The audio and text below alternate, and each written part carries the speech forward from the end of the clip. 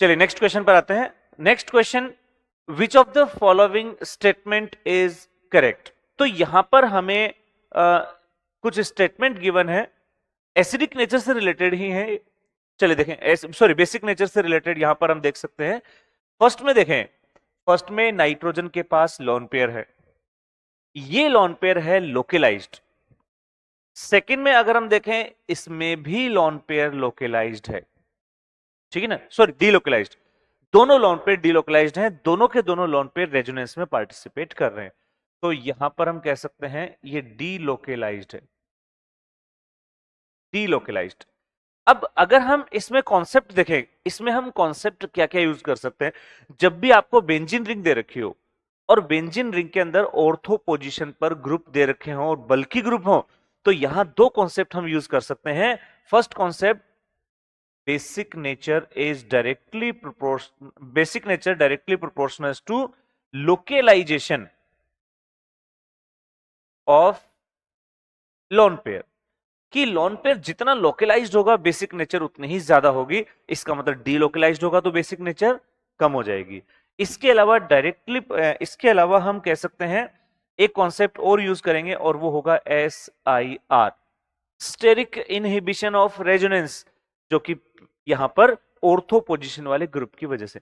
तो यहां पर ये जो दोनों NO2 ग्रुप हैं, इनका इफेक्ट इस NO2 पर लगेगा और ये इस रेजोनेंस से बाहर हो जाएगा, तो इसका लगेगा ओनली -I।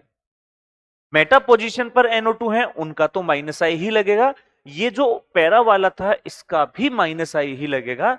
NO2 का तो -I लग ही रहा था, इसका भी -I जितना ज्यादा होगा acidic nature, sorry basic nature उतनी ही कम हो जाएगी। नेक्स्ट देखें, अब यहां जो साइनाइड है ये लीनियर है, लीनियर। इसका मतलब ये हो गया कि अब इसके ऊपर SIR नहीं लगेगा, तो यहां पर इस साइनाइड पर SIR नहीं लगेगा। तो क्या कह सकते हैं हम, तो ये कह सकते हैं कि अब इस साइनाइड का -M लग जाएगा, अब इस साइनाइड का लगेगा -M, ठीक है। तो -I -M, और -M जो होता है मोर डोमिनेंट होगा।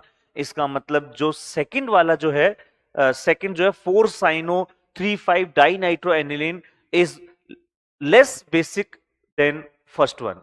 तो यहां पर बेसिक नेचर का ऑर्डर क्या हो जाएगा, बेसिक नेचर का order first is greater than second. तो फर्स्ट की बेसिक नेचर सेकंड से ज्यादा हो जाएगी, तो ये हो जाएगा इसका आंसर इसमें करेक्ट। तो अब चलिए अब देख लेते हैं, अब ऑप्शन देख लेते हैं। फर्स्ट ऑप्शन है कि first is more basic than second, तो फर्स्ट स्टेटमेंट तो ट्रू है, ए ट्रू है। अब ए ट्रू है, इसका मतलब जो सेकंड है वो नॉट ट्रू हो गया, इनकरेक्ट हो गया। C option, first is more basic than second due to steric inhibition of resonance in first.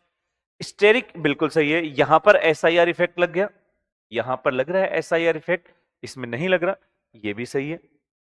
C also correct.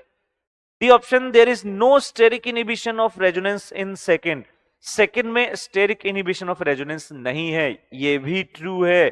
That is answer is A, C and D। तो answer हो जाएंगे हमारे A, C and D, concept जो use हुए हैं steric inhibition of resonance.